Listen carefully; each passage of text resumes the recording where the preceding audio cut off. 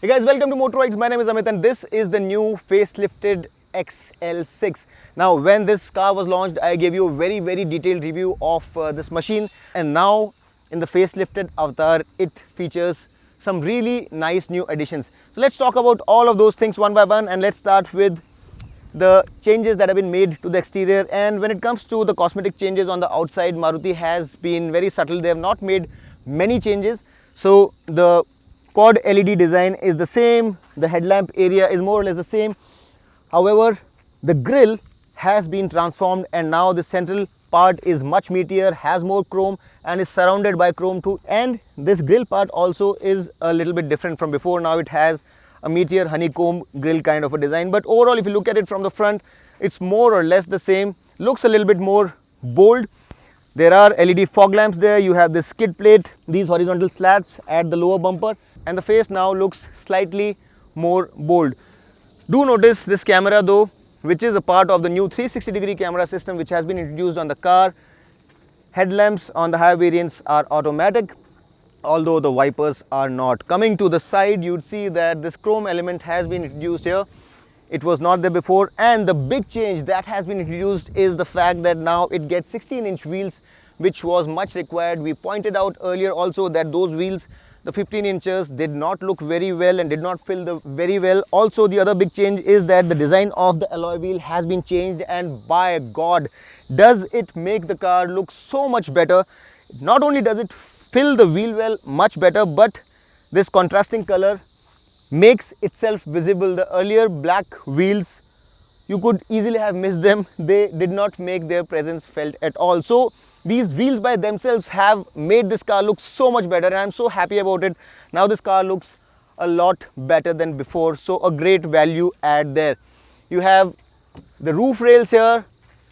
The B and C pillars were black earlier as well, but now they are glossy, and more or less the side of the car remains the same. You have this cladding which surrounds the car, this grey insert here which adds to the contrast. You have chrome door handles, and of course as a part of the 360-degree camera system you have this camera unit here, LED blinkers. And coming to the rear of the car, some changes have been made there as well. However, before we get there, you should also do well to notice the shark fin antenna, which replaces the antenna which was there up front, and it looks nicer.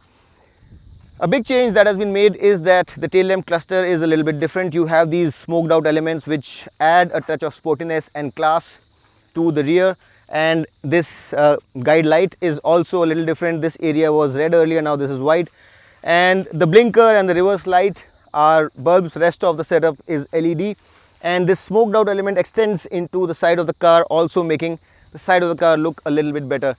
Also, this spoiler now is more pronounced. It makes the car's profile look slightly more sporty.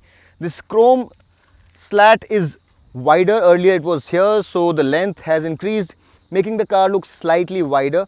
And apart from that, the rear also is more or less the same. You have these skid plates at the rear also, which are 4 units, and the bumper area is also the same. Of course, you have this rear view camera here, which again is a part of the 360-degree camera system. High mount stop lamp, rear wash and wipe.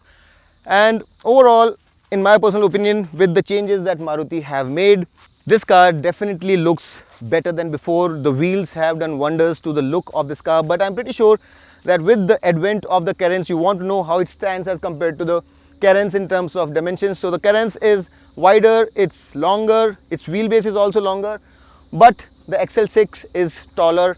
It's also a lot bigger than the Ertiga, no matter which way you look at it. And then you have the Marazzo, which is available only with the diesel. So the Marazzo is a bigger car, but it comes only with the diesel and it's more expensive. It's a reasonably big car, although the Carens is slightly bigger than this one. Now a lot of changes have been made on the inside as well. So let's get inside and see what are those changes. Now before we get inside, let's have a look at the key, which is the familiar simplistic unit with lock and unlock buttons. And it's not as simple though, because it does come with a proximity sensor. So once you approach the car, you won't have to remove the key from your pocket. Open the door and the interior looks more or less the same. However, some big changes have been introduced there. Underneath the door, you now have a courtesy lamp. Then apart from that, this panel is exactly the same as before. So you have this dark granite stone kind of an inlay, which I personally like. This part is soft to touch, everything else is hard plastic, but that's okay for the segment. You have a 1 liter water bottle holder here and some space to spare, and a door handle, come a wallet holder, lock, unlock, folding mirrors and electric controls. And getting inside is pretty easy. The seat is not very high, and that really is great. Even the shorter ones amongst you won't have a problem. Seat height adjustment is there. The car now comes with a 360-degree camera, and let's have a look at that right away. Now once you press that button, you'll get a 360-degree panoramic view, and if you press this button, it'll show you a projection of the car from the outside in a 360-degree format. And you have a variety of views to look at, so you can have a look at the rear on the whole screen, or with the 360-degree view on one side and the rear view on the other, or you can also have a look at the front left tire. You also have cross traffic alert, which alerts you if a car is coming from behind while you're reversing. So all of these are very nice things to have, and we have seen this system on the Baleno before, although I do wish there was that HUD here as well, which is not a part of the feature list on this car. Now the steering here is also telescopically adjustable. It wasn't before, so that again is a new feature. The instrument console is exactly the same as before, so you have the tacho on the left, speed on the right, and I like it this way. Also you have a smart hybrid system here, so all the things that the battery is doing, whether it's charging the batteries or it's whether the motor is drawing away power, whatever is happening is visible here, so that's a great thing. Although the engine here is a little bit different than before, so I'll let you know about it in a bit, but for now let's talk about the interior. The dash is the same. It's not a soft to touch material. You have this horizontal layout for the AC vents. I like it this way. I just love this granite slash stone kind of an inlay, followed by this beautiful satin silver kind of an inlay, and it's all a 3D kind of a setup. It looks very nice. It's a cascading kind of a waterfall kind of a layout, and I really like what Maruti have done here. Another great inclusion is the new Smart Play Pro, which is a 7-inch unit, and now you also can connect this with the Suzuki Connect app, which gives you 40 plus connected car features. And for the automatic variant, now you can also change the temperature, so the AC controls are also a part of this 40 plus features, which means that geofencing and remote horns, blinkers, etc., knowing where your car is, a lot of features are there. And the Suzuki Connect app is a very detailed piece of software. In the meantime, these are the features that are available with this car. So these are all the notifications, and it gives you a lot of notifications about emergency tow away, seat belt, intrusion, geofence, safe time. So it does give you a lot of features which the connected cars these days offer you.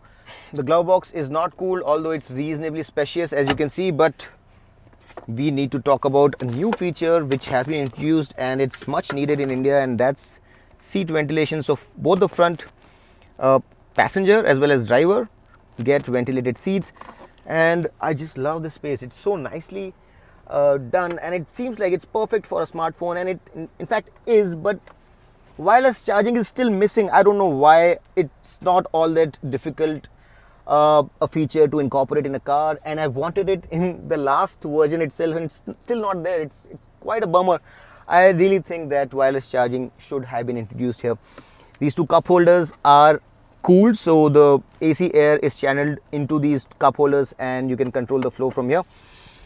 Then you have this sliding armrest, which opens up and has space for a wallet but not a cell phone. So that's a nifty little crevice there. The seats are very comfortable. There is a reasonable amount of bolstering here. Not the best seats that I've come across, but pretty good for the class. You don't have a sunroof here, and obviously that's been traded in favor of the AC vents for the rear passengers. Although a small unit can be incorporated like Kia have in the Carens, but this one does not come with the sunroof even in the top end variant, so that is a missing feature. Talking of missing features, there are some features which are missing, but everything costs money, and this one is probably the most reasonably priced car within its segment, so you have to keep that in mind. But in any case, we are going to talk about some of the features that the Carens has and this one does not, and that also includes ambient lighting. It includes a better connected car tech on the Carens, a bigger a 10.25-inch central screen, a sunroof, of course. These mirrors, they are not auto dimming, and they definitely could have been that. A few other features that the Carens has, it gets air purifier, it gets 6 airbags as standard, it gets a Bose audio and all wheel discs. Having said that, the Carens does not come with a 360-degree camera, and this car also is pretty well loaded. There are some features missing, but of course, as I mentioned, there is a huge difference in price also, and you have to consider that. Now, this car also comes with 4 airbags as standard now, so the safety quotient has been upped by Maruti. And you also get a hill hold assist as well as ESP. You also get tire pressure monitoring system, which is a fantastic feature to have. Although I do miss a wireless Android Auto and Apple CarPlay here. It can be connected using a cable for Android Auto and Apple CarPlay, but wireless feature is missing. The audio system here is pretty good. It's not mind-blowing, it's not audiophile level, but it's nothing to complain about.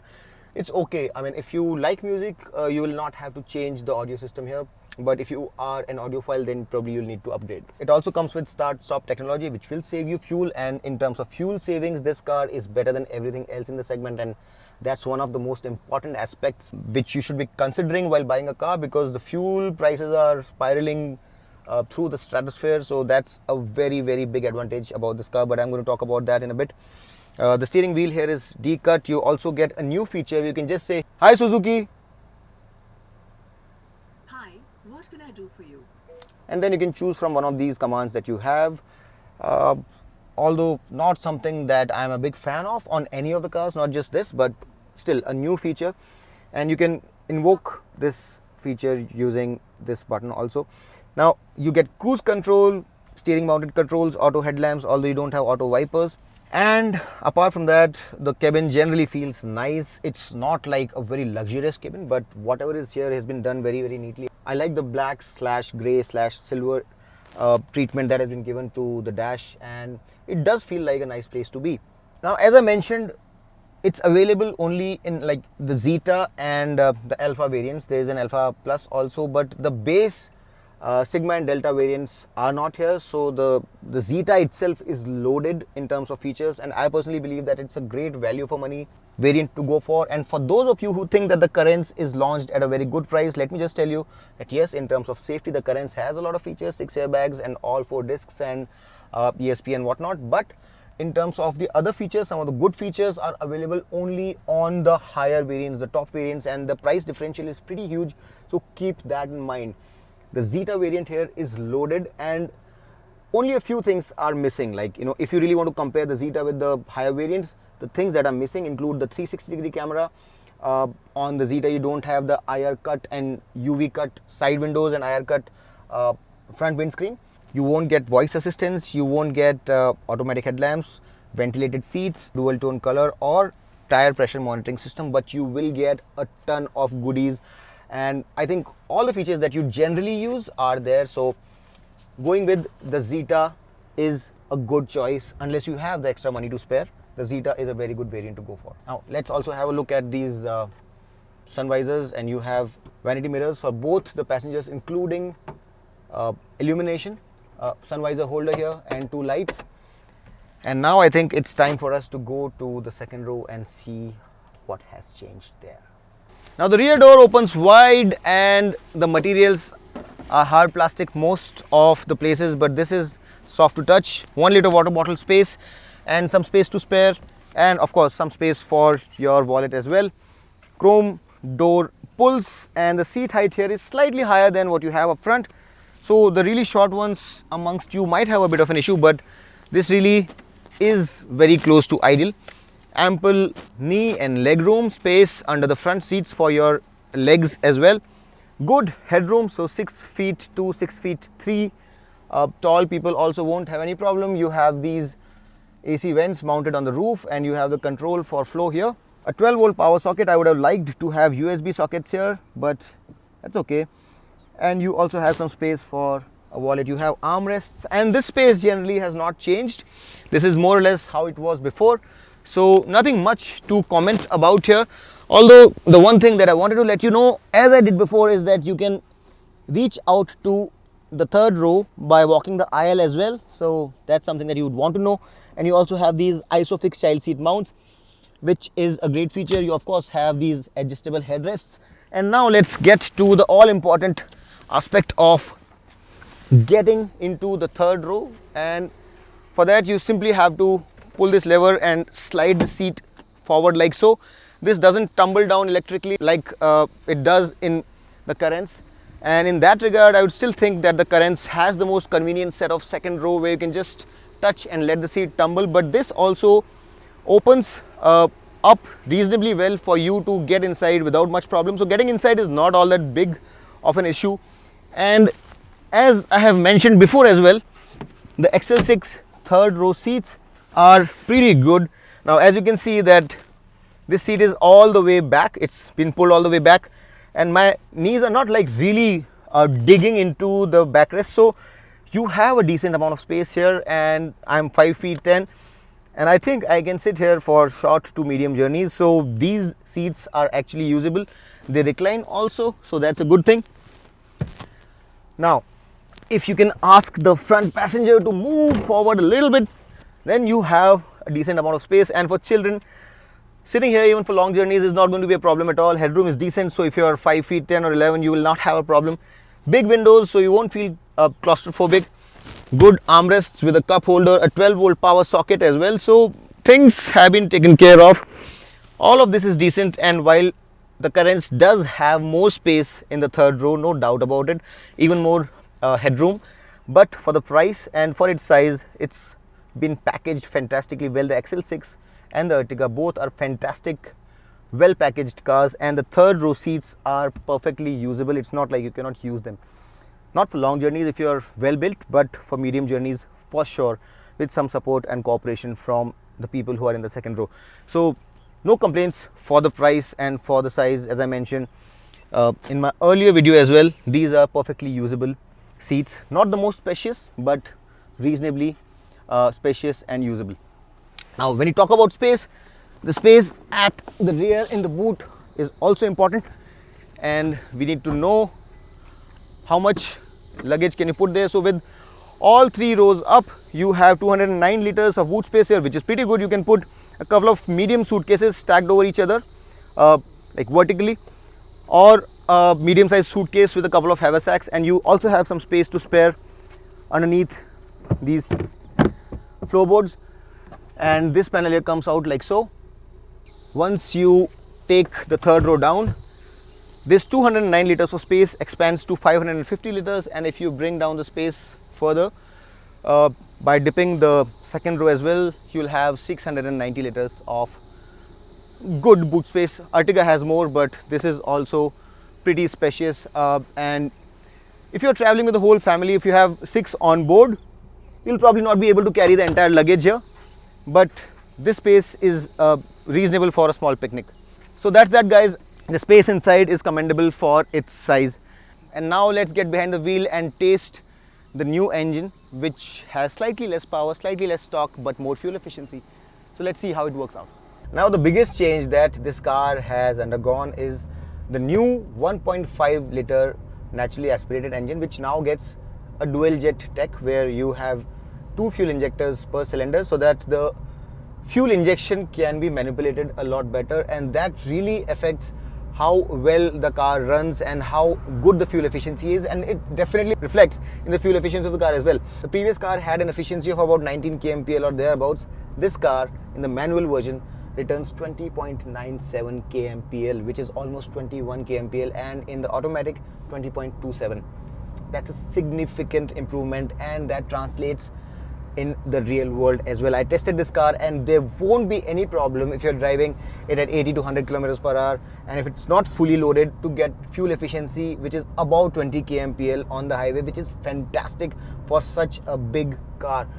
So in terms of fuel efficiency, significant gains have been made, and even within the city you can easily get about 16 kmpl on this car, and for such a huge car, I don't need to say it, it's very impressive, especially in today's context when the fuel prices are really very high, and it really matters how much fuel efficiency the car returns. Now if you want to compare it with its immediate competition, The Carens has an ARA efficiency of about 15.5 kmpl. I'm talking about the natural aspirated version here, and the turbo also doesn't return too good a fuel efficiency. So in terms of fuel efficiency, this car beats everything hands down.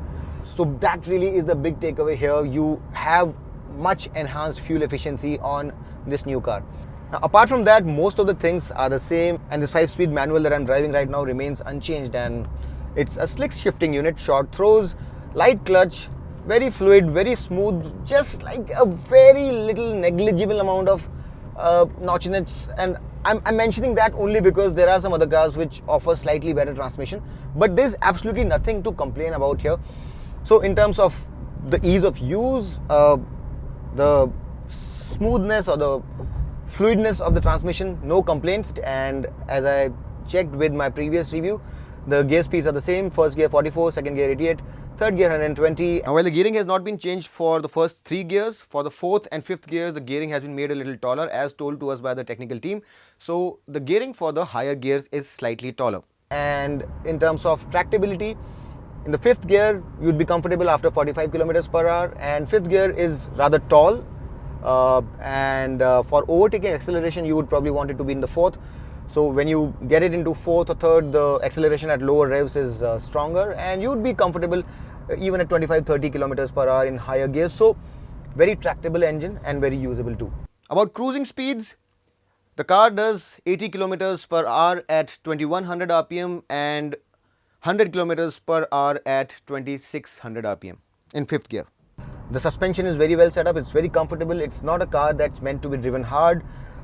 It has body roll around corners, so if you are an enthusiastic driver, then this car definitely is not something that should appeal to you. The steering is rather inert at dead center, and it's rather light also, so it's not a car that's meant to be driven very enthusiastically.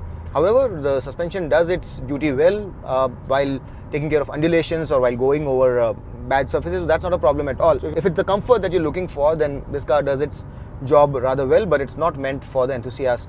Now, the power here is slightly less than before, and it is reduced by about 2 horsepower, and the torque here is also less by about 1.2 Newton meters. So the peak power here is now 103 PS at 6000 rpm, and the peak torque is 136.8 Newton meters at 4400 rpm. So there has been a reduction, but there has been an improvement in fuel efficiency, and in terms of acceleration times also, the times have increased. So earlier, while this car did its 0 to 100 done in about 12 seconds, now it does it in about 13 seconds. So there is a slight delay, and I think it's got more to do with just the reduction in the power. I think the ECU, since the fuel injection is different, the mapping is also a little different, and that also has something to do with the reduction in the acceleration.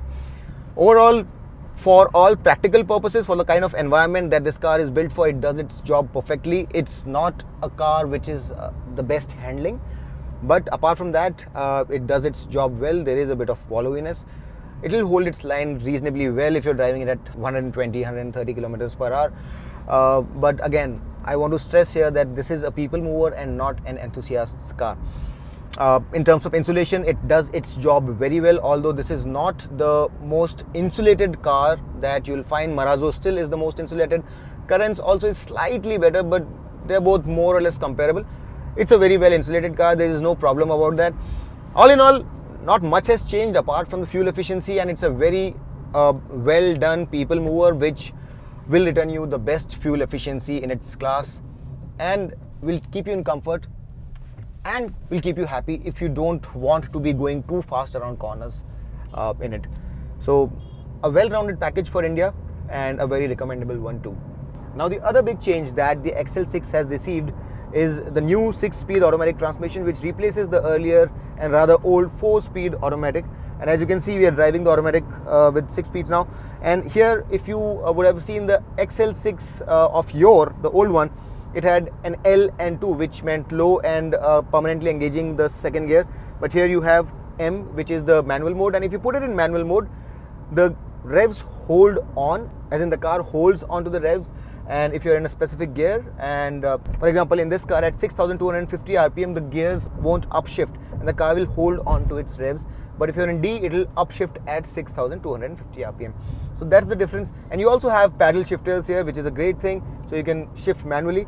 Fuel efficiency here is not as good as manual, and while on manual you can get more than 20, here the fuel efficiency on the highway would be about 16 and in the city it would be about 12, so there is a significant difference. So if you're looking for fuel efficiency per se, then the automatic is not as good as the manual. Also, while this is a good transmission, on part throttle it works reasonably well. The shifts are reasonably imperceptible as long as you're not throttling it, as long as you're not going pedal to the metal. But if you want to go very fast, this is not one of the quickest of the transmissions. So if you want to compare it with say the DSG or some of the other ZF 8-speed transmissions which are reasonably quick and very smooth, it's not up there, but it's not bad either for this segment of cars. Could have been a little bit better, but no complaints for this segment, and it does its job of providing comfort and convenience to an everyday driver rather well. The only gripe I have is about the fuel efficiency, and that probably could have been a little bit better. Also, it's not as quick as the manuals. This one will take about 15.5 seconds, so it's about 3 seconds slower in hitting the ton mark. Now when it comes to value for money, there is hardly ever beating a Maruti Suzuki, and I think that stands true for the XL6 also. Now I know that a lot of people think that the Carens has been priced lower, and I really think that it's a good value for money car. But you also need to understand that the 1.5 litre naturally aspirated engine, which is comparable to this, is available only in the lower two variants, where you miss out on a lot of features, and if you go higher up the variants, the price difference is quite huge. So you need to keep that in mind, that you are getting more features, probably a better product, but you also have to pay the extra price. And for the kind of price that this car is asking for, I think it's offering a lot. You also have to understand that if you want captain's seat, if you want a proper 6-seater, the Carens is available with that configuration only in the top trim. So you're talking 16-17 lakh rupees ex showroom compared to this car. So that's a differential of what, like 3-4 lakh rupees minimum. So understand that before you start comparing things. Now let's talk about the pricing. This car has been introduced at a price of 11.3 lakh rupees till 13.05 lakh rupees for the manual transmission, and from 12.8 lakh rupees to 14.55 lakh rupees for the automatic transmission. The Carens 1.5 naturally aspirated starts at 9.6 lakh rupees till 10.7 lakh rupees. But again, as I mentioned, the Zeta variant is loaded, and a lot of features that you get on the XL6, you'll miss them on the 1.5 naturally aspirated variants of the Carens. If you talk about the turbo, the prices start at 11.2, which is pretty much the same as the XL6, but it goes all the way up to 16.6 lakh rupees, which is 3.5 lakh rupees, over 3.5 lakh rupees more than the XL6. Now talking about the automatic, the prices they start at 14.8 lakh rupees and go all the way till 17.5 lakh rupees, and that's a difference of 2 to 3 lakh rupees. So there is a significant difference. And also, let me just be very clear, if you want to save money, if you want a value for money car, and if you're looking for a 7-seater, then the Ertiga is unbeatable. The Ertiga is a fantastic value for money proposition, and the price is there from 8.35 lakh rupees to 11.3 for the manual, and from 11 to 12.8 lakh rupees for the automatic, and those prices are simply unbeatable. You also have the Marazzo, which is available only with a diesel. It's a bigger car, it's a fantastically well built car, and the prices are 13.1 lakh rupees to 15.5 lakh rupees there. So while the Carens is a very well equipped car, you will have to pay extra money, and you have to keep that in mind. So if you are going for a 6-seater, I think the XL6 offers a lot of value, because with the Carens, the 6-seater configuration is available only in the top variants. You have to really very carefully understand the features that you want and then choose the car. Also, the big differentiator here is the fact that this car cannot be beaten in terms of the fuel efficiency, especially in the petrol version. The fuel efficiency here is outstanding. In today's times, when the fuel prices are just spiraling into the stratosphere, I believe that it's a very important factor, and that's where the XL6 simply aces its rivals. You have 3 new colors to choose from in dual tone, and those are available only in the top of the line variant. These are silver, brown and red with a black top. And that's pretty much it. That's the XL6 for you guys, the 2022 version. I really hope that I was able to answer all your questions. If you still have any questions, put them down in the comment section. I'll be very happy to answer all your questions personally. But if you like this video, do not forget to like it, subscribe to Motoroids, and push that notification icon, because your motivation is what keeps us going. Until next time, this is your friend Amit Changani signing off. Rev hard, rev free, and drive safe.